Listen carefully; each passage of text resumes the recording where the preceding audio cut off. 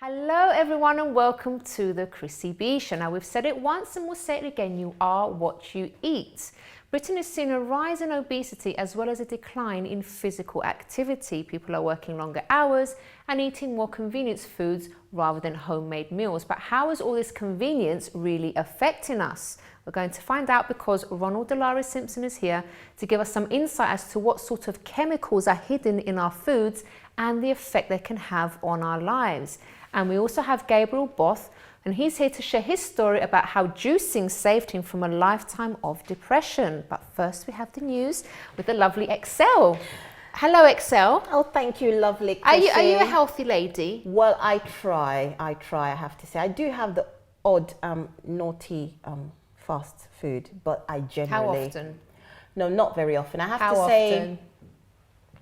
Okay, how often? Not even once a month, you know. When was the last time I had something naughty? I have to say maybe once in 6 weeks. Once in 4 to 6 weeks. This is interesting. Now, I know Ronald is going to be correcting us, telling us off later, because people think that because they don't necessarily eat junk food, they don't go to fast food chains and stuff, that they're being healthy, when actually some of the everyday things that we eat, such as something that Ronald's going to be showing us later, is very, very bad and can affect a person's mental health. As long as I haven't got lots of those in my cupboard or fridge, that should be fine. I think you might have. Oh no! We'll find out. Oh, stop I did get a juicer for Christmas. That was one of the things, and I absolutely love it because I make fresh carrot juice and all. It's lovely. Nice. Anyway, let's get on with the news. Does carrot cake count as one of your 5 a day? Maybe not. No. Oh well, okay, all right. Well, I managed to find some interesting news for you today, Chrissy, and I have to say I have to start from the weird and then I'll go on to the wacky. Of course, laughter is good for your mental health, which is why we have happy news. It's going to be happy, right? Well, Please.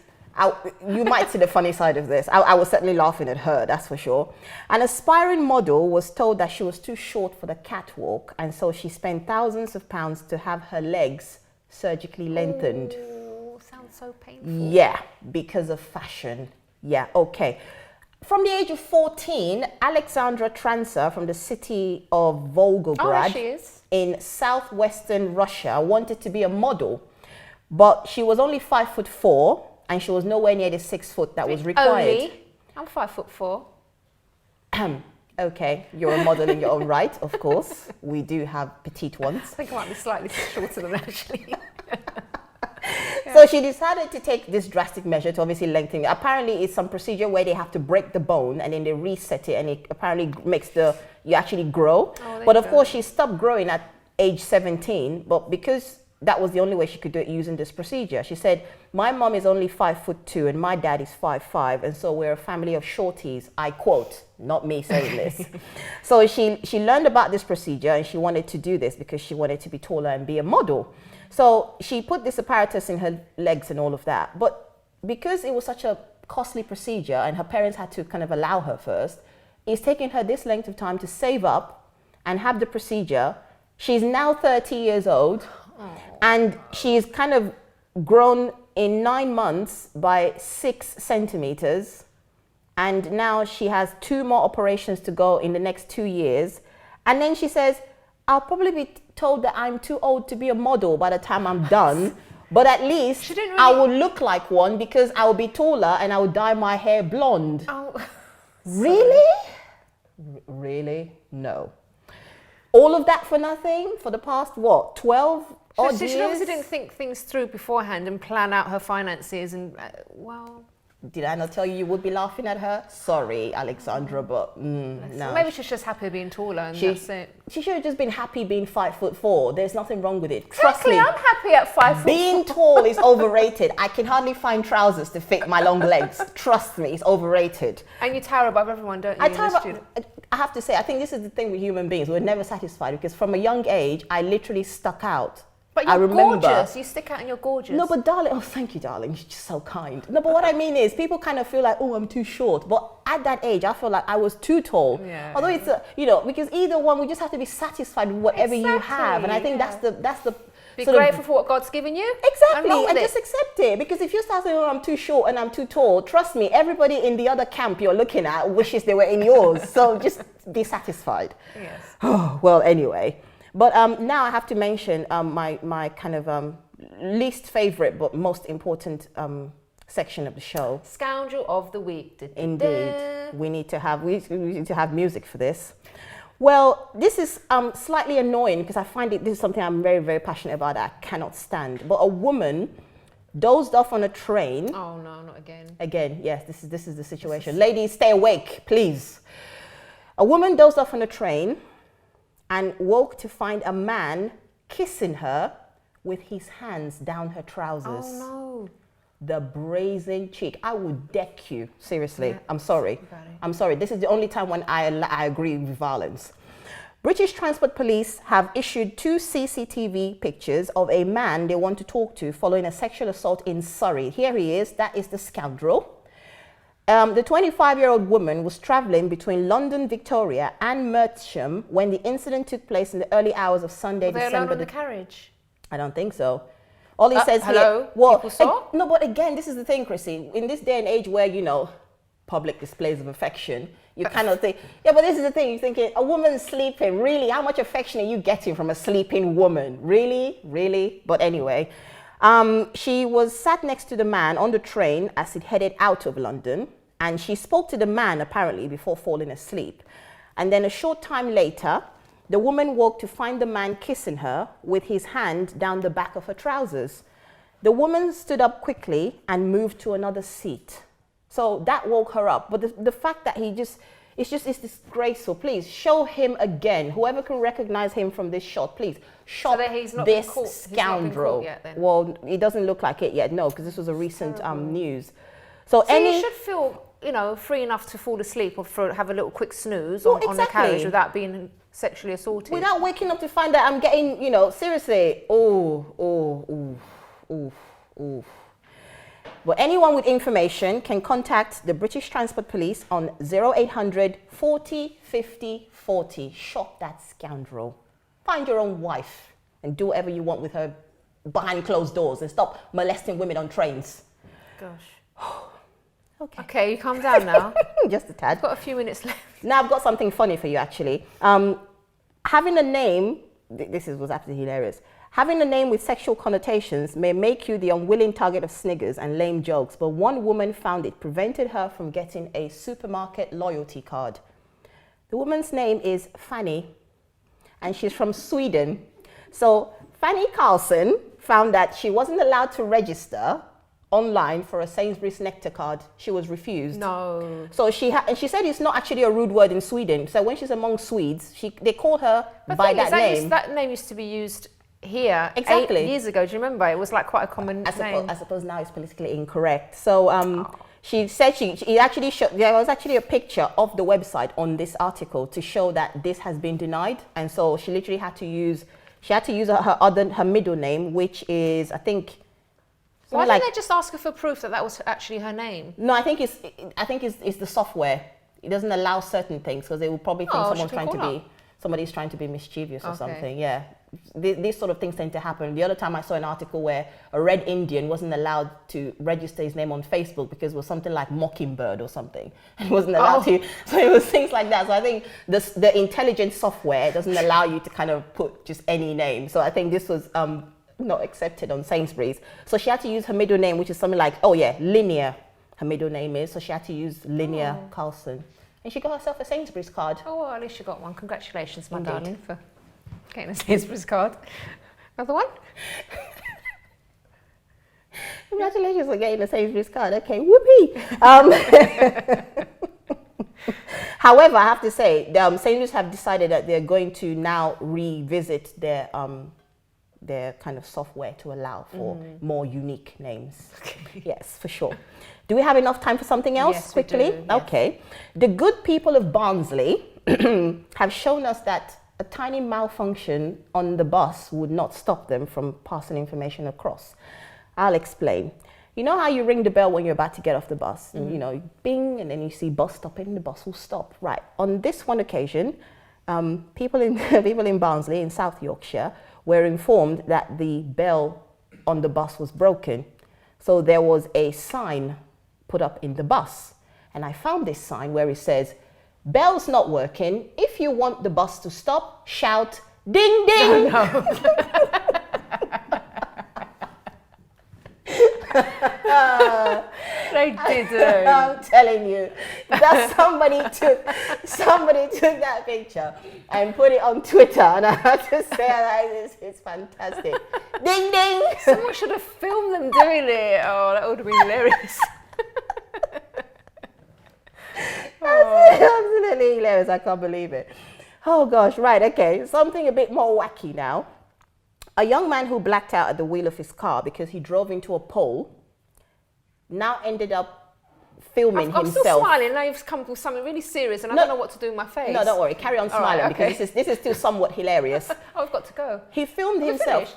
Oh, we have to go. Oh, 30 seconds. Oh no, 30 seconds. All right, okay. Quickly. Well, put it this way. This is selfie gone crazy because he actually managed to film himself getting rescued by firefighters as he was wrapped up round a pole in his car. Dear, so there is a still, I couldn't pull the video, sorry, but there is a picture of him, selfie madness going on here. You can see his face, like there's blood coming out of his nose and everything. And he still managed to record himself, and he actually turned the camera on himself being rescued, and then he's even talking about, oh, I can now feel my legs and it's bleep sore. And then he put the video up, and then he put a post under the video saying, "Suffered a broken right arm, broken left femur, broke both kneecaps and both ankles." And he's smiling. Broke major surgery requiring 14 hours. And he's just thinking, seriously? Yeah. Okay. Excel. Selfie gone crazy. Don't go really. home because we're going to have more news later. All right, I'll wait. All right, darling. So we're going to get healthy now in the next few sections. Okay, so coming up after the break, I'll be speaking to Gabriel Both, and he'll be talking to us about how juicing saved him from a lifetime of anxiety. So do join us after this.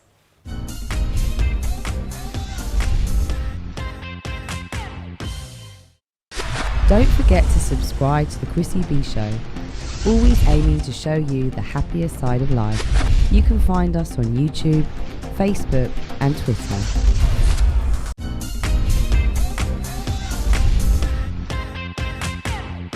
Welcome back, everyone. So before I speak to my next guest, Gabriel Both, we're going to go to this video with Ben Cooper, and he's making something quite delicious but using natural ingredients, because there's lots of stuff in everyday food that's actually very, very bad for your health, especially your mental health. So let's take a look at this video and then we'll speak to Gabriel.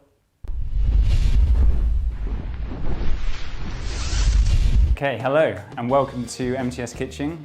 My name is Ben, and today I have the best job of all. I'm going to make my own raw chocolate, and I'm going to create it into a coconut chocolate truffle. So you're all going to love me after this recipe.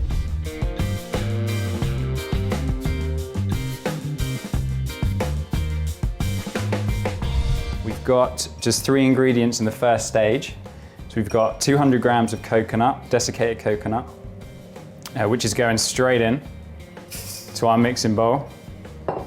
We've got 100 grams of coconut oil, which is going to bind everything together. And this is the center of our truffle. Okay, so that all goes in. So if you don't like coconut, this might not be the recipe for you, but hopefully you do. And then we've got maple syrup and honey, which I'll combine just to give a bit of sweetness and bind the recipe together. And we're going to get our hands straight in and just get into the mixture. And like I said, this is the first phase of this simple recipe, but there are a few phases. We're going to put this in the fridge for about 10 to 15 minutes for it just to firm up a bit. We're going to get that out now. The purpose of that was just to harden it up, so now it will kind of be like you get frost in the morning. And the next stage of it is they're going to go in the freezer. And just put them in there for about probably 10-15 minutes again, just to harden up, because when we introduce the chocolate, that's going to be warm. Okay, so near to the final phase now. This is the best bit. This is how to make your own chocolate at home. So what I've got here, there's a few ingredients you may not have heard of. This is cacao butter, which is the fat, which is the base of the chocolate. And then we've also got cacao powder. So they're both organic and raw. So it's a raw chocolate mix, which is why it's so great, because it's so good for you. What we're gonna do with that, we've got this water heated here. Just gonna put a bowl on top. Just gonna start melting the butter, so the cocoa butter. Okay, so the cocoa butter now is really melted down. You've got a nice liquid there. This is the time, just a note to turn this down just a little bit, because you don't want to, it can thicken up quite quickly. So then you add your raw cacao powder, which is 200 grams into the 250. What I am going to add, because this will be quite bitter, this is a dark chocolate. It's going to be, 100%. So we want to add a little bit of maple syrup, okay, just to take the edge off. So this is 50 grams of maple syrup. So they've hardened up, well, they've been in there and they look like little snowballs.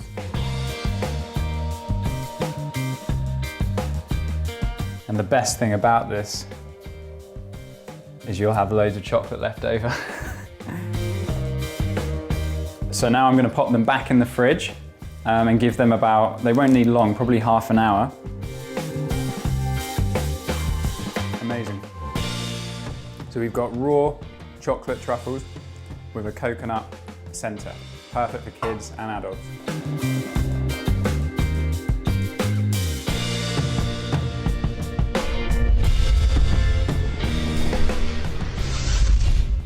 Wow, they looked amazing. I really want to try one. I'm have to make it myself. But now it's time to meet Gabriel Both. How are you, Gabriel? I'm good, thank you, Chrissy. So good to have you on the show. Thank you for having me. So you're going to tell us about how juicing really helped you, because you were telling me earlier that you had an anxiety attack, which we'll say panic attack here as well, don't we? So what happened during that panic attack and how did it affect you afterwards? Right, so that triggered a lot of, it triggered a panic attack, created derealization, depersonalization. So I felt like I was looking at my life through a glass wall, all emotions were gone. It was really scary, actually. They're terrifying. Yeah. Attacks, yeah. So I felt, for a week, I was kind of out of it. And then I snapped out of it because I actually had this thought, I'm going to look through my pictures, get connected to myself again. Anyways, and then it took about a year just to get back to relatively normal. Was that the only incident that you had the anxiety attack, or did you have more? No, that was it. Just one, yeah, okay. And then it was just terrible. So that triggered mild depression, and then got worse and worse. And I was like, what's going on with me? So I started looking more into natural health, how to treat this naturally, because I'm not really big into the whole medical side of things. But did you try that? Did you speak to someone, professionals, and then you weren't comfortable with it? Exactly, yeah. So I did that and started reading about superfoods because all the nutritive value, and also got into smoothies. So I started making smoothies every day. That really gave me that energy. I was like, I'm onto something. So the more I researched online, the more I read, I found that juicing was actually something that I could try. So I got myself a juicer, started juicing every day, and that made me develop the ultimate juicing formula. Are you allowed to say what it is?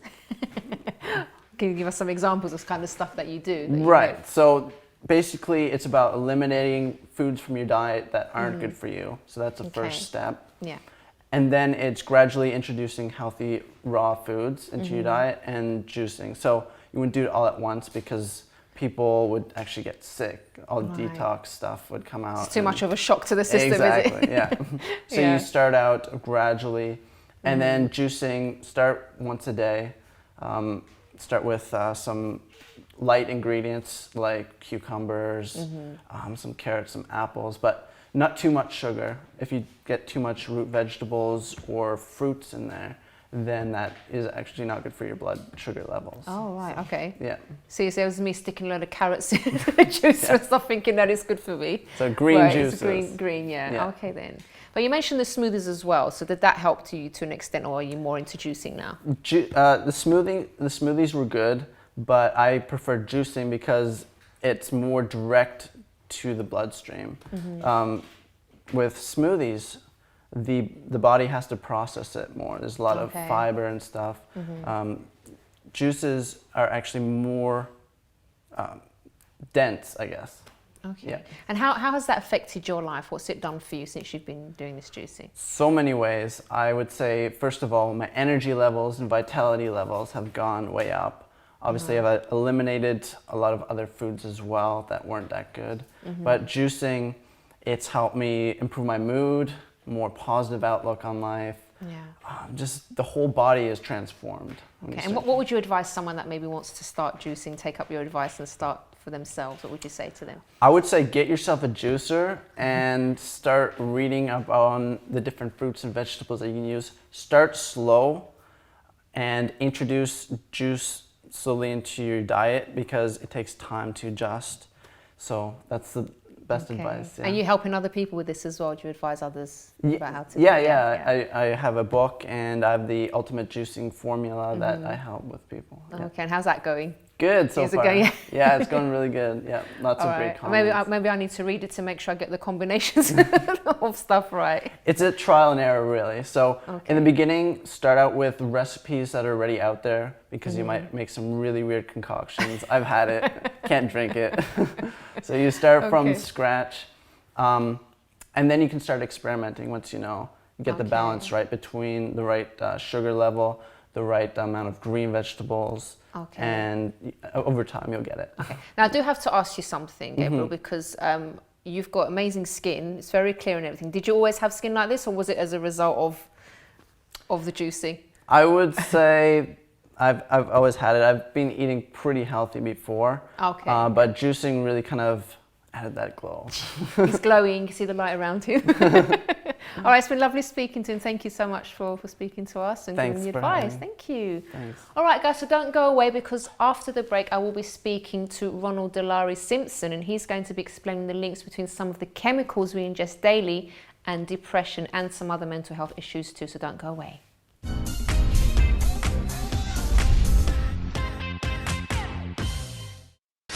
Don't forget to subscribe to the Chrissy B Show, always aiming to show you the happier side of life. You can find us on YouTube, Facebook and Twitter.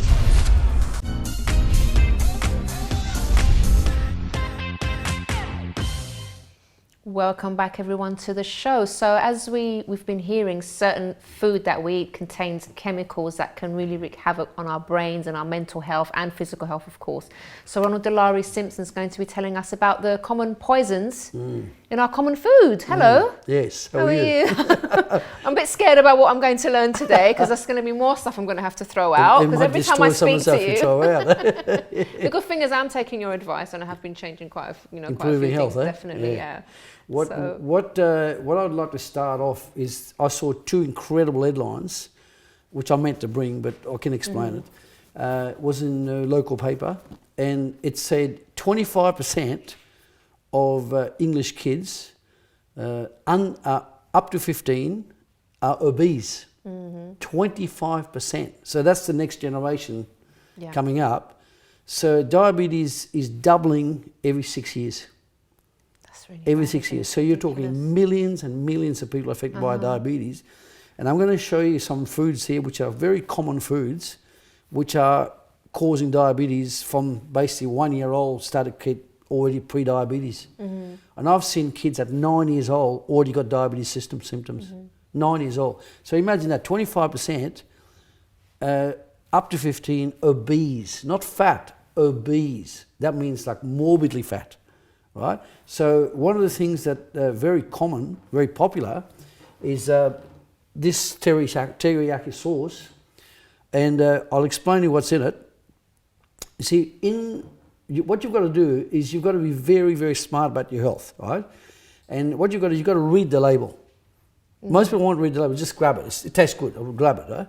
So this teriyaki sauce is used in summer for sausages, meats like pork to marinate in, right? Listen to this. Ingredients: high fructose corn syrup. High fructose corn syrup. And it's the number one on the ingredient, number one. You know what that means? 50% of this sauce is syrup. Wow. 50%. Now, let me give you a clue. The body can tolerate 42 teaspoons of sugar per day. This here contains 16 cups of sugar. Wow. 16 cups of sugar. That's what that contains. So the Americans and the Russians and all, they grow corn by the huge acreage, right? So their whole purpose is to sell the corn somehow. So in the last 10 years, one of the biggest growth factors has been corn as a commodity. And they use that corn to put in everything, sauces, marinades, biscuits, cakes, right? So when you see, we call it HFCS for short, but it's high fructose corn syrup. Now a syrup is when the sugar is saturated and it becomes like a caramel. So look at the color, right? So imagine half of that is that high fructose corn syrup. That is there, that is 16 cups of white sugar. Oh, that sounds awful. In other words, you've got to saturate the sugar in water till it drops, becomes a caramel. That's so even the if you have syrup. just a small amount of that, that's still And ridiculous. people will marinate their meat in that for 8 hours. So the meat absorbs it, like your sausage, it'll absorb it, and you take that. The next day, I'll show you what happens on the chart in a minute. It'll just like shoot your white sugar, bang, right up like that, right? Then the next one is water. So you're paying for water, right? Now, molasses, okay, but depends whether it's organic or not, right? Then you got soy sauce, water again, soybeans, if it's GMO modified, no good. Wheat, very bad for you in this form, right? Salt, citric acid, pineapple juice concentrate, dried garlic, xanthan gum, that's okay. Flavouring, doesn't tell you what it is. Colour, plain caramel, more syrup, right? Preservatives, again, you don't put that in normally when you cook. Potassium sorbate, sodium benzoate, flavouring. They don't give you any numbers, they just say flavouring. Which could be anything, Could any be kind anything, of chemical. right? So in a minute I'm going to show you what that means, but this is one of my favourites to explain, black pepper, right? Now, I learned a long time ago that, alcohol's bad for you in excess. You could get away with 1 glass of wine or 2 glasses of wine up to the middle level. You can get away with it. But this black pepper, okay, is equivalent to 17 times the irritation of alcohol. Really? Yeah. But is that any pepper or just Black ground? pepper. Any kind of... Any black pepper. Even the peppercorns if you grind them? Yep. Cayenne pepper's fine. Yeah. Chili pepper's fine. Capsicum pepper's fine. But it's black pepper. I remember doing a seminar when it was so funny. We had a seminar, there were about 80 people in the room. And I was with, that's why I got the elastic around. And the thing fell off. And the whole pepper fell on the ground. We had to evacuate the room. Everybody was sneezing and coughing. So this is 17 times the irritant of alcohol. That's what they put in food. Everywhere you go, in a restaurant, bang, black pepper. So if you see black pepper, avoid it. Right? If you see a small amount, you can get away with it. But if you see it as a first ingredient in the food, don't touch it, right? Okay. Now, one of the most common ones is these. The kids love this, right? They're all that sort of juice, right? So listen what's in there.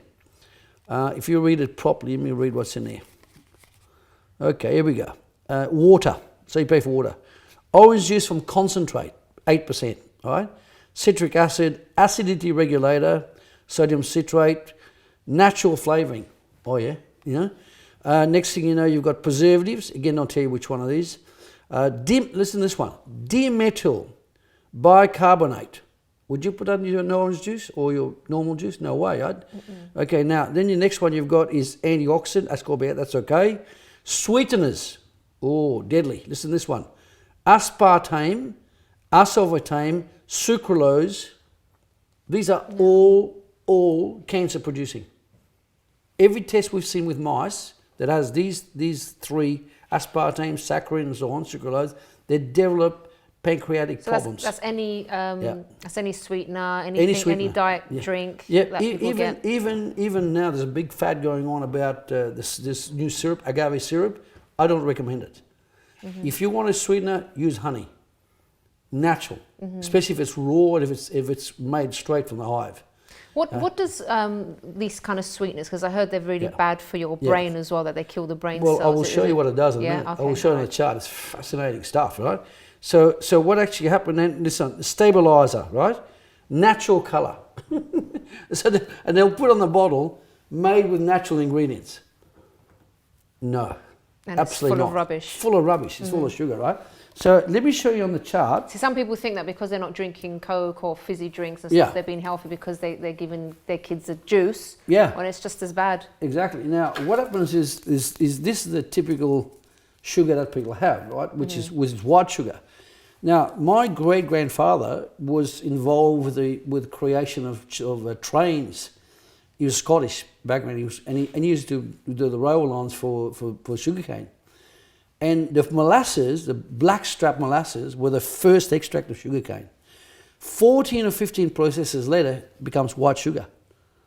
So when it's processed, that last 14. 14 processes later, it's bang, it's sugar. Now, some of the kids were taking 8 teaspoons of sugar per cup of tea per day. So if you had 3 or 4 cups, it'd be like 32 teaspoons, right? No good at all. But I was awake to it. I used to take molasses. At least it was the most natural because form. it was raw. It was bitter, but it was raw and it was good, right?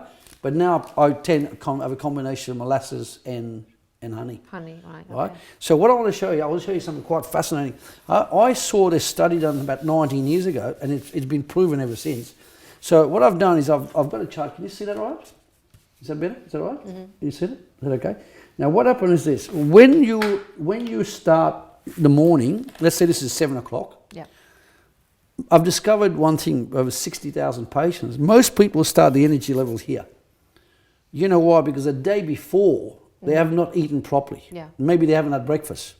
Maybe they haven't had lunch, but they've had a big dinner and it's still digesting. So the sugar level is very low. This is the energy level, sugar level, right?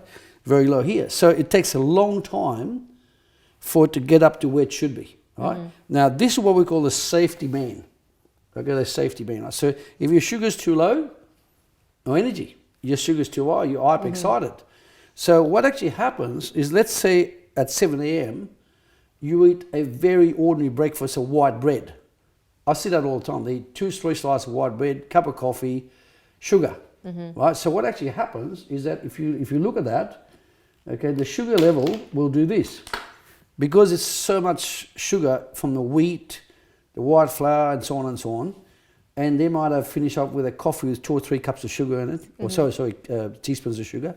So what will happen, the sugar level will spike like that, see? We'll go like that. Now, when it gets to about here, the pancreas will automatically kick in insulin from here. Will kick in insulin, and that insulin is designed to keep this within that safety band. You get it? So now when it gets to here, it pumps in insulin. It just pumps it in very strongly. So of course, if you pump in too much insulin, it takes a while for the insulin to bite so that the actual spike can stop. Now what will happen, it keeps going. It keeps going. That's what we call a sugar spike. Okay. Now when it gets past the safety zone in the red, you're in danger. That is 1 strike already. You get it? So what actually happened, that's what we call a strike. Like a sugar strike. Now, so by the time the insulin's kicked in, a huge amount of insulin is coming from the pancreas, the spike then goes big and it drops fast like that. Ronald, we have to go to a break. Yeah, that's fine. Are you going to go for the whole day? No, We're we'll gonna just have get to the next one. All right, so you're going to stay with us, and Yeah. we're also going to have Excel coming back with us to do a bit more news. Sure. So we're going to be talking a bit more about some of the stuff that's bad for us. But Yeah. so far, that looks really bad. Yeah, I will show you 3 more things and it's fascinating. All right, okay, so Yeah. do join us after this. Okay.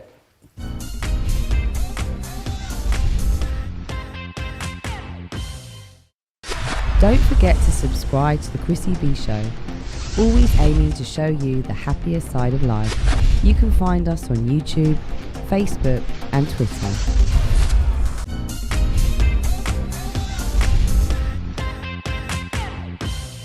Welcome back, everyone. So we're going to move swiftly on because Ronald was explaining to us about the Yeah. sugar spikes and stuff. Yes, so just to continue, so that's the first strike.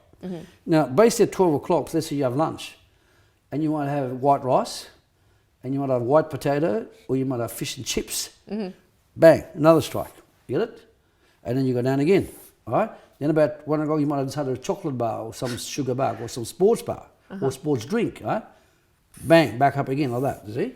What I discovered is that this is 1 strike, going up, sugar strike, sugar spike, okay?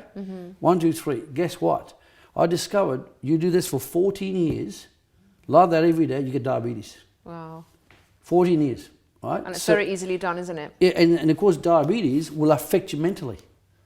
because when you lack the insulin and your pancreas not working, it actually makes you depressed. Right. So like the liver is the seat of anger, pancreas is the seat of sadness. You see, so when you get diabetes or you get this pre-diabetes, you tend to be moody, you tend to be depressed, you tend to be suicidal. So this is a mental condition that can be stopped or reversed if you make sure that the spikes are controlled. So basically what I teach people to do is to get the energy up to here, and then you get up here and you need to go this way. Okay. So you're keeping the sugar or the energy level stable within that zone. And what we do, we've got a book that we've designed, and it's what we call a low, medium, high glycemic book. So by reading that book and reading the recipes from that, you can do this. Okay. So if you're diabetic doing this, you can do this quite easily. Now, very quickly, I'm going to explain, because of time, I'm going to explain about there's a couple of other things that people use all the time, right?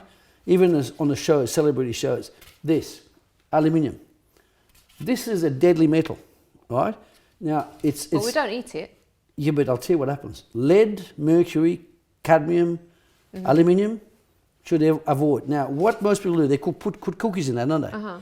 Now, this is aluminium, so they will put some sort of butter in there, and then the cookies go in there. What actually happens, the fat from the cookies will draw this aluminium, and it will go into your cookies. Okay, so what happens, we've done so many tests, we see it in the eyes. We will show you a photo of what they call an arca senilis, which is a great thing. And what it is the aluminium builds up and builds up and builds up from this cookie or whatever you're cooking. And then the other one they use, of course, they wrap fish in aluminium. Yeah. Oh, I'll do that. Deadly. Really? Because the fat from the fish, same sort, will draw the aluminium, it'll go into the fish, and then that will traverse the blood-brain barrier and ends up in your brain. And bingo, disorder. Then you end up with multiple sclerosis. You end up with depression, sadness, because your brain's being altered, with the metals, right? So what we have, fascinating stuff. What we recommend people do is that to create minerals in the body, to calm you down, is to first of all create the right amount of minerals. Minerals are the key. We call it the key, right? Apart from deep tissue detoxification, and the next key is minerals. So I have a very good way to get the minerals apart from other minerals in food. One is Brittany sea salt, this one, right? About a teaspoon a day, every day. And then this one's the Himalayan pink salt. I keep hearing about that one. Yeah, this is quite good. But I don't recommend just taking that alone or that alone. You take that Monday, you take that Tuesday. You take it Tuesday, it's Wednesday, Thursday. You get it? Okay, so you're getting all the different You're getting all the minerals. different minerals, because the Himalayan one has got a different type of minerals. That's why it's pink, right? But you notice that if you take a basic sea salt of this one, what I call a table salt, that's man-made. So is that really bad for you? That's really bad for you. That's sodium chloride. That's it, right? Now, this is sodium chloride, but it's from the sea, and it contains 88 minerals. 88. Okay. This one is sodium chloride, NaCl. That's it. That's why it's so bad for you. And a teaspoon of sea salt, a teaspoon of table salt will retain 87 times its weight in water. So you get bloated you as get well? bloated with table salt. You do this, it won't happen. Oh, right, okay. Yeah, quite fascinating. I do use this one. I haven't used this one yeah, before. You should use both. But you don't have to use them together. Just like one for one day and next for the day. About a teaspoon per adult is very important. You should give this to kids as well, but smaller amounts, of course. Okay, you get the idea? Now, mentally, all right, one of the things that I will just finish off on is we recommend this bottle, and because it has a marked 1 litre. Because of the Vietnam War, I observed men being dehydrated in the combat field, right? And guess what I discovered? They drink 8 or 9 bottles of water a day, went straight through them. And I made my mind work, and I watched it, and I started working on the principle 80-20, the Pareto principle, and guess what? It worked, right? So for 40 years now, I've been recommending this. You get a litre of liquid bottle of that. You put 800 mils of water, and then you use a juice like this one. Okay, that's not from concentrate. So fresh juice. That's fresh juice. That's pretty good. So that's red grape juice, one of the best you can get, and that's very good for anti-cancer. Right, and it's also very good for cleaning the kidneys. So 20% of that. So in other words, 80% water up to here, and then the rest juice. Right? The rest is juice. Now, why is this so important? When you drink water, it goes mouth, stomach, kidneys, bladder, out. When you put this in the water, it goes mouth, stomach, cells, then the bladder, then the kidneys, then the bladder, then out. Fascinating. So it feeds you first. It feeds you first. Now, why is that so? You've got 75 trillion cells in the body, and you need to put the water in those cells. Now, the magic is when you put the juice at the right level, it penetrates the cells. Okay. Now, why is that so important? Because in the morning, your brain's dehydrated. So we recommend drinking 1 litre of this mixture as soon as you wake up. Within 20 minutes, your brain sharpens. Wow. Yeah. Okay. Amazing, isn't it? So it could be any juice. Can it be? It could be any juice as long as it's not from concentrate. Okay. For example, Gabriel was explaining about juicing. I do also recommend that as well, but I do recommend that you add the 80% water with it. Okay. For example, you could make fresh carrot juice, fresh apple juice, right, or fresh kale juice, but do it with the water. Okay, brilliant. Yeah. Okay. Ronald, thank you so much. Pleasure. It's been brilliant having you on again, and we'll see you again very soon. Yes, okay. we'll talk more positive things another day. Yeah, definitely. Okay. All right, so we are going to go to XO in just a moment, but just to say, you know, if you are feeling down and you're feeling low and you've tried all there is to do with your health and everything like that, but you're still feeling low, it could be something else. Yes, health, not eating healthily and eating the wrong things can lead to mental health disorders and all sorts of things and making you feel low. But if that area is covered and you're doing everything, you're exercising, but you're still feeling low, then you need to find out what is causing you to feel that way, whether it's depression, maybe something's happened in the past, and make sure you do get help with that. And if you want my advice, you can email me on chris@chrissybshow.tv. But let's have some more happy news with Excel, and then we'll end the show. Hello, Excel over there. You're in a different part of the studio today. I know. Hello. Tucked in a little naughty corner here, I think. I have been good. Well, anyway, I found something quite interesting. A young man bought a watch for £3.80 from a thrift shop, but he sold it for $22,650. Oh, yes, he did. So why was it worth so much? He said he was looking for a trolley. His name is Zach Norris from Phoenix in Arizona. This is in the States.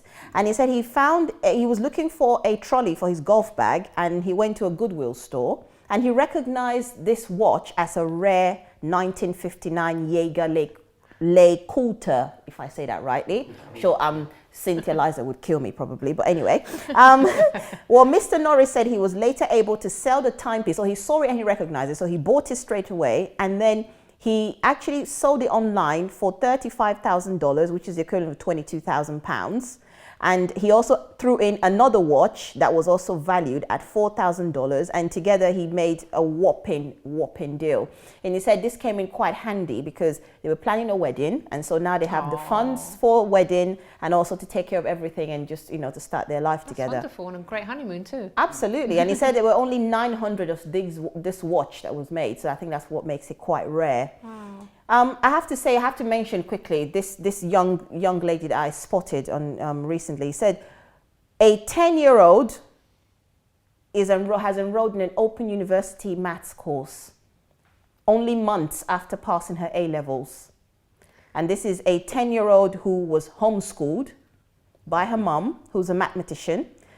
They're from Walsall in West Midlands. I have the gorgeous young lady's photo available here. She is just a clever little brain box. Her 6-year-old brother is also studying for his A-levels.